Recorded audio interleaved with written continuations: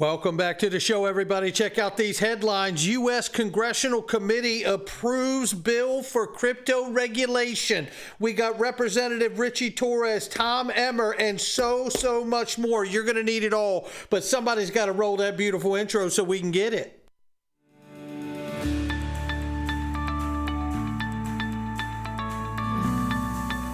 Digital Perspectives with Brad Kimes. Come on in.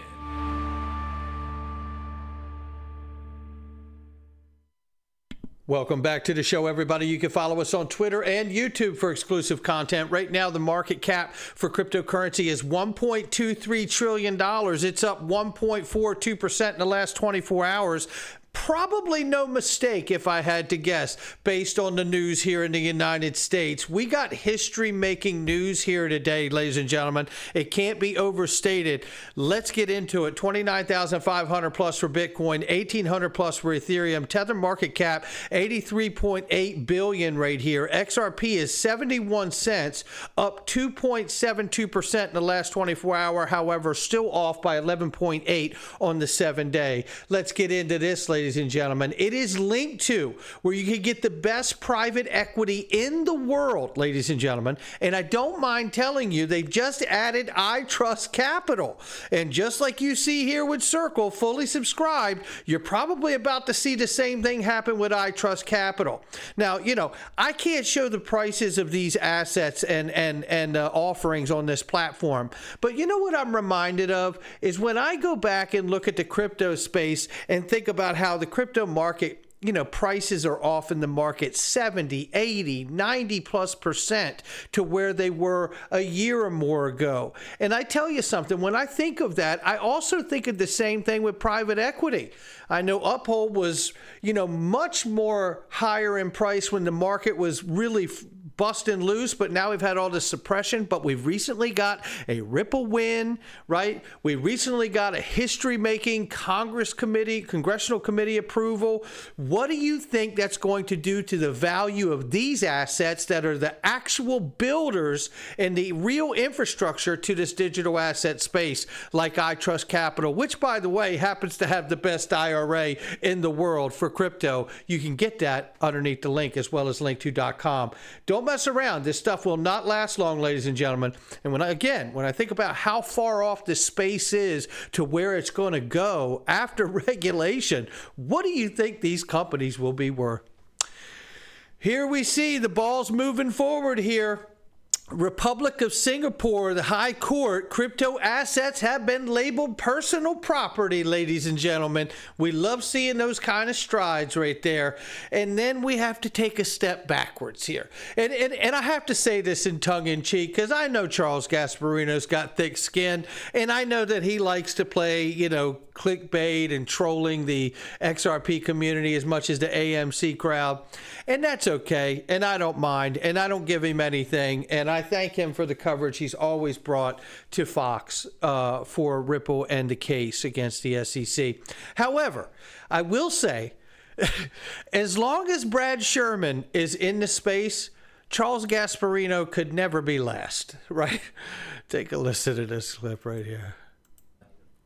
We are told that cryptocurrency is very innovative. Look at the incredible financial innovation of Enron and WorldCom. Keep listening. And reflect on the fact that I don't believe that Satoshi Nakamoto was innovative. Satoshi Nakamoto. Oh, boy. I tell you, look, this is what the problem is here. And I know that there's been some question about age limits because Mitch McConnell had a thing. And then there's other, congressional members that are up in age. Look, first of all, this guy here is not an age problem. It's an IQ problem, okay? And we'll see if we can't get some crypto flashcards sent up to Capitol Hill there to speed things up. Round them out. It's Satoshi Nakamoto, not Saratoshi Nagamoto. However, you just can't make it up. This guy's helping make laws, everybody. He's helping make laws for the entire country. Yeah, vote him out. And don't worry about age limits in Congress. Worry about term limits. If we have term limits, age limits won't matter. There should be no such thing as a career politician. That term should be abolished. Here's a quick clip here of Richie Torres and the 5 Dems who joined for him for proof that support for crypto cuts across party lines here. That is the major news with Representative Richie Torres. He's a Democrat. And he's absolutely calling out Gary Gensler's regulation by enforcement, how it's not working. This is a really big deal that this has been a bipartisan effort for this bill that has moved forward. How would you sell members of the Democratic Party on this technology? And why do you think it has split across partisan lines? Well, my perception is that the divide on crypto is not so much partisan or ideological as it is generational. You will find that younger Democrats like myself and Wiley Nickel, who sits on financial services, are much more open to the innovative possibilities of crypto and blockchain. And I want to be, crystal clear. Whatever one's personal view of crypto is irrelevant. Like for me as a policymaker, my role is not to evaluate the utility of crypto and blockchain, right? The role of government is not to sabotage innovation. The role of government is to ensure that innovation is safe for consumers and investors.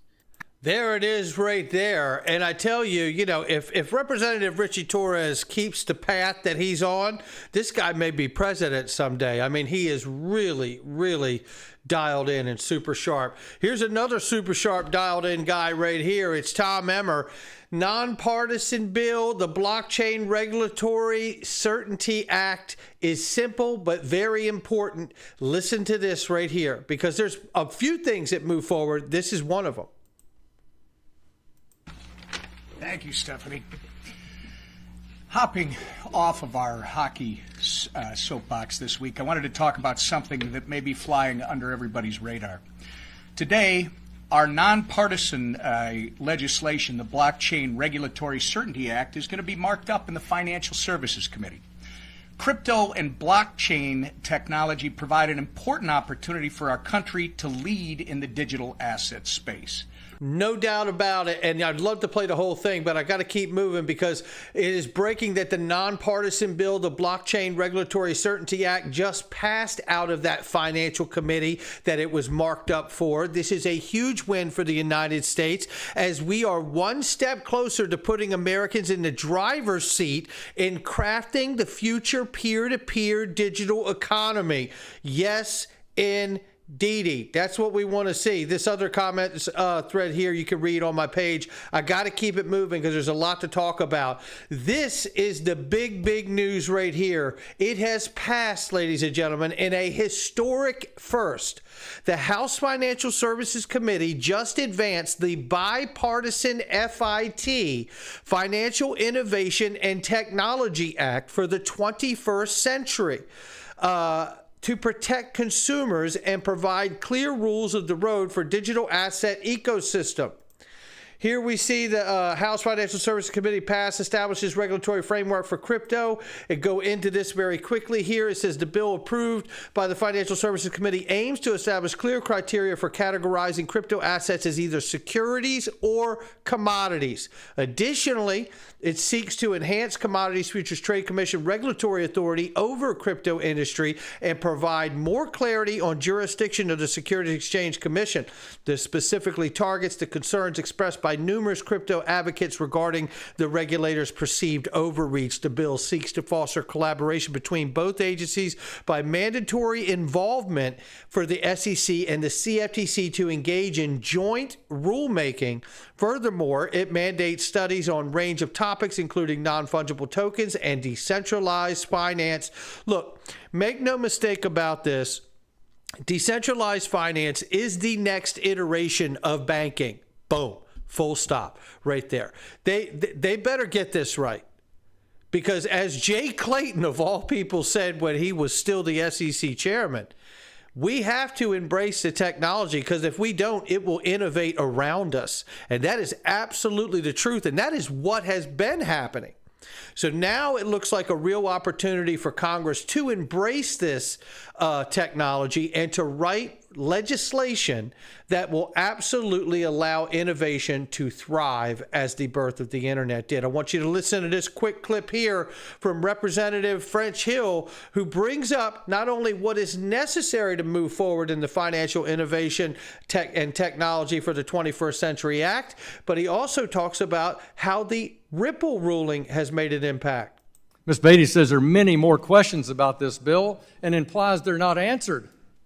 But I think of many of the questions we've talked about for the last 2 hours, there are answers to each of those points, and they're in the bill. For example, my friend from New York, Mr. Torres, noted you cannot tokenize a security in this bill. It's strictly prohibited. Page 10, it's not a digital asset. The assertion by Mr. Sherman to that point is not accurate. There's a concern that somehow we're going to facilitate weaker consumer or investor protections. That's absolutely to the contrary, and some of those have centered around this issue of provisional registration authority. So a provisional registration authority creates safe harbors from certain actions, but people are able to be prosecuted. No cases against people are stayed by a provisional authority. That's not correct at all. And the fact that the SEC has won almost 130 cases, not true. They settled 130 cases. And they're confusing and disjointed, and we saw the most recent example of that in the Torres decision in XRP, the Ripple case last week. Last week we sure did, didn't we, Representative French Hill? Yes, we did. Thank you for highlighting it.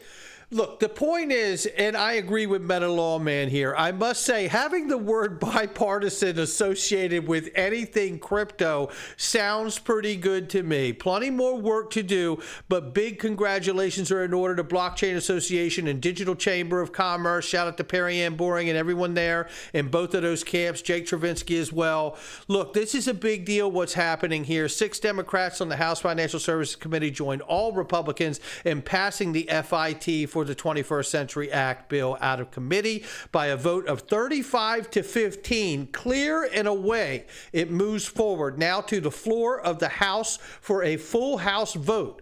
If that goes through, which it should, because that's usually what these committees are about, and if we can get that passed through the floor, then it will move over to the Senate, and we'll find out what they can find wrong with it before they get going on that. But nevertheless, give it to Jake Travinsky here to finish us out. This is a historic day for crypto policy, ladies and gentlemen, and shout out again to Jake Travinsky, Perry Ann Boring, Ron Hammond, and everybody that's been involved behind the scenes to educate Congress on the immediate need for legislation for this new emerging innovation. That's going to do it for me. Make sure you hit the like and subscribe. Leave a comment below. Not financial advice from me or anyone else. I couldn't be more excited in this space right now where we are. I'll catch all of you on the next one.